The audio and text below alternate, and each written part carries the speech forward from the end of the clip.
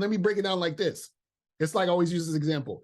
If I gave three people, if I had three people standing in front of me and I give one person $5, and I say you got to split that between you and those other two people, the person will be like, damn, bro, it's only $5. Like, why I gotta split $5? I ain't gonna have I'm gonna have like 125, 150. What the hell? That's corny. Right now, let's say those same three people, I give the first person $100 million. I say, listen, you can get this $100 million, but you got to split it evenly between two other people. And they're like, cool, I get 33 something million. That's what's up. I'm good. The reason why they're not complaining with the 100 million is because the value is higher. The reason why they're complaining with the $5 is because the $5 is just $5. So when a woman sees you as the $5 bill, she's always going to complain because in her eyes, you're not that valuable for her to not complain. You see what I'm saying? So whenever she's like, how come you didn't call me? How come this? How come that? She's basically saying, how are you treating me this way when you're average? Do you understand what I'm saying? So what happens is that if you were not average, I would be okay with you treating me however, because I see you as more valuable. You see what I'm saying? That's what guys don't understand. So this is why you have to understand the dynamic of how a woman is treating you dictates how she sees you. So this is why even when I say to these guys, you talk about, they say, oh, well, Western women are like this. Yeah, because they see you as average. They see you as a loser. They see you as this guy that's not really all that. So therefore, they're gonna come at you with that type of negative energy because they feel like they're almost like, it's like they feel like they're already getting a raw deal with you. So if I'm getting a raw deal with you, why am I also getting this other stuff that, you know what I'm saying? Like that I got to deal with you. You know what I'm saying? Like, so you're not at that level for me to deal with this type of nonsense. Now, if you were, then I wouldn't say nothing. That's really what it is. You know what I mean? So that's how it goes. I'm telling you. Interesting. We always have this thing like, we'll say, oh, if I was Drake, she wouldn't be acting like that. She wouldn't be coming like that. Real talk. I mean, in some cases, you could say that in a certain case. Yeah, that's what I'm saying. Like that's kind of like a good example. Like there's certain women who, if they was dealing with Drake, they just go along with it. You know what I'm saying? They just do what they gotta do. You know. So what does a man do when the woman initially had a high interest, but now it's either medium or low interest? Right. So usually what happens is that if you meet a woman who has high interest in you, it can definitely get lower depending on your behavior. So if you recognize that a woman has high interest in you, right? And usually you'll get a number of different women who have high interest in you if you're that type of guy who's on point. But if you recognize that the interest is lowering, what usually happens is that you might have done something in the situation to cause her to see you different in her eyes. But usually what will happen is that guys will end up doing something different because they're trying to appease the woman, ironically. So what happens is this, right? A lot of times the reason why women start acting different or acting funny at a certain point is because the guy switched up in order to keep her. So he's like, man, I really like this girl. She's bad. She's a baddie, right? So when he first approached her and he first met her, he was coming at her with the energy he already came in the room with. Like, yo, I'm that dude. I'm looking good. I'm feeling good, whatever. What up? What's good, shorty? Blah, blah, blah. You start talking. Now that he exchanged numbers with her, and let's say he ended up hooking up with her, whatever it is like that. Now he's sprung. Now he's like, yo, man, I'm really feeling her. He's thinking about her, all this other stuff. So now he starts calling her a little more. He starts acting a little more needy. Like, yo, what happened? Why you ain't call me yesterday? So he starts acting different. And now he becomes a different guy than she met when she first met him. So he's no longer the guy that she met when she first met him. So therefore, he becomes less attractive. So what I tell guys is, this is why you can't let the game be about the women. You got to make it be about you and stay you regardless of who the woman is. So some guys, what they do is they'll treat a woman better because she's hotter. Oh, well, she's a dime, so I'm going to treat her better than the girl I think is a 6. And so what you do is you put the woman on a pedestal, and then therefore what happens is you end up changing your behavior based off the woman, and then that makes you inconsistent. When you're inconsistent as a man, you are unattractive. That's how it automatically works. As soon as you start being inconsistent as a man, the woman starts to see you as less attractive because she had an initial attraction to you. The guy you presented to her, she expected you to be that guy regardless, but then you started to not be that guy. You started to change because of her. And then that's why her interest dips. And this is why it starts to go lower and lower. You see what I'm saying? That's what happened. We talked a lot about what a man needs to do to vet a woman. What Mm. does a woman need to do to vet a man, and how long should that process take?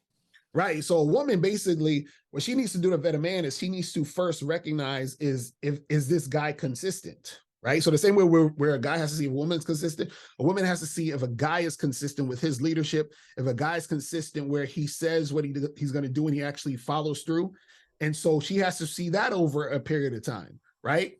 What happens is that the difference between when a man and a woman does it, when a woman vets a woman needs to see if that guy is consistent, but then what will happen is that she starts to fall under his leadership. This is where submission comes in, meaning the word submission, when you break it down, sub means under and then mission. So she's under his mission. So she has to see if a guy has a mission. That's part of her vetting process. Is this guy going somewhere? Is this guy about anything? Is this guy really who he says he is?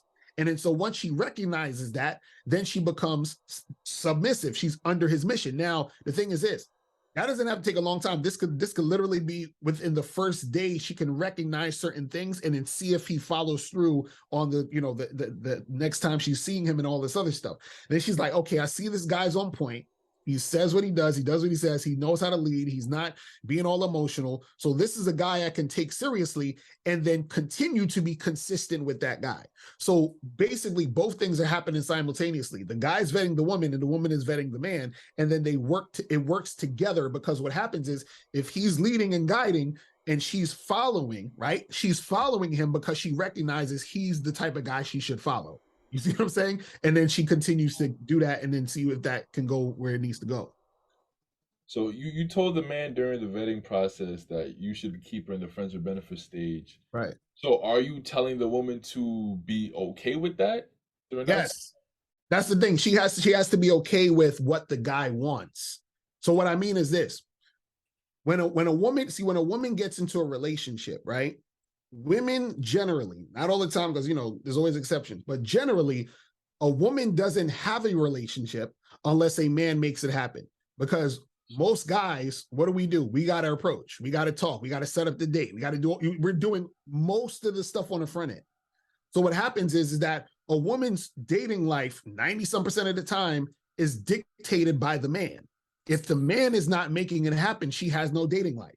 So whatever guy that can be. But it's always going to be a man basically orchestrating the situation for her to experience a dating and relationship situation. So what happens is that when she finds a guy that she's interested in, right?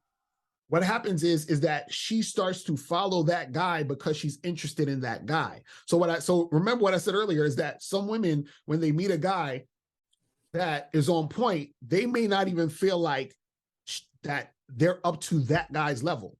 So what happens is if she's feeling him and he's like, yo, what's up? Let's meet up next week and, come through and let's make this happen. They get together, they hook up, they have some good sex. And he's like, yo, yeah, let's do this again, sometime next week or whatever. He hits her up again. They get together, they have sex, whatever it is. The fact that she's even in his presence, right? She's going to be okay with the fact that they're just hooking up because this is the top guy she's with. So what you got to understand for women is this. Most guys think women have options, right? On the front end, it seems like women have options, but most women don't really have the type of options that you think, because most guys who try to holler at women are guys women aren't attracted to. So what that means is that there's only a small percentage of dudes that women are attracted to. So whenever a woman encounters one of those small percentages of guys, it's like her ears perk up, like, oh man, this is a man finally. So now if she's really feeling him, she's going to say to herself, let me not be ridiculous and mess this up so that he throws me back to all the knuckleheads that I don't really want. So now she's going to be on her best behavior. She's going to do whatever she needs to do in order to make it work with that guy. So if that guy is saying, I will meet you next week so we can hook up, guess what she's going to do? She's going to meet him next week so they can hook up. You see what I'm saying? So what'll happen is that just hooking up with him is way better than a beta male or some average dude whining and dining her and freaking, sweating her and all this other stuff. She'd rather the other, because remember, I said it's all about value. That top guy, he's the 100 million. The rest of these dudes is $5 bills. You see what I'm saying? So she wants to do what the guy over here who's that $100 million guy, she wants to do what he wants to do. And so whatever that is, within reason, of course, not anything illegal or anything crazy, but within reason, she's going to do what he's trying to do. That's what it's about. You see what I'm saying? Yeah. What do you think the key is to male masculinity? I mean, I'll say this is just basically figuring out what you like to do, what you don't like to do, what you're into, what you're not into, what where you're trying to go, what you're not trying to go. So basically, in a nutshell, it's about figuring out who you are and fully embracing that. And so what a lot of guys do is they're scared to do that. They're scared to fully be themselves. So when you're fully being yourself, you don't care about what anybody thinks about you. You're not trying to impress nobody. You're not trying to change for anybody. It's, especially not in a woman. You're not, what I'm saying? Like, you're just doing you regardless. And so that you do you regardless of what the outcome may be, meaning that if I'm gonna lose this girl from doing what I need to do, then hey, it is what it is. She could go. You understand? If these people don't want to rock with me because they don't rock with the type of things that I'm trying to do, cool, y'all could go. So a man, he has to stand on his own too, regardless, even if that means he has to be alone. You see what I'm saying? And so what happens is that when you're that type of guy, what it is that you're standing on your own too, and you're basically respecting yourself by, just being about your thing. You're tapping into your identity. You're tapping into what makes you you, and you're unapologetic about that situation. Even if certain things that people don't necessarily like favor, they might say, oh, well, that's morally wrong, or that's whatever. As long as you're not hurting anybody when you're doing what you're doing, then it's cool. But some people might think, oh, well, I don't like that type of philosophy. I don't like that way of thinking. It's like, it don't matter. This is how I do it. This is how I think it. And that's what it is. It's about being that man. It's about being unmovable. It's about being unshaken by all these other things outside of you, and just standing on your own too, and standing on your principles no matter what. You see what I'm saying? Yeah. Right.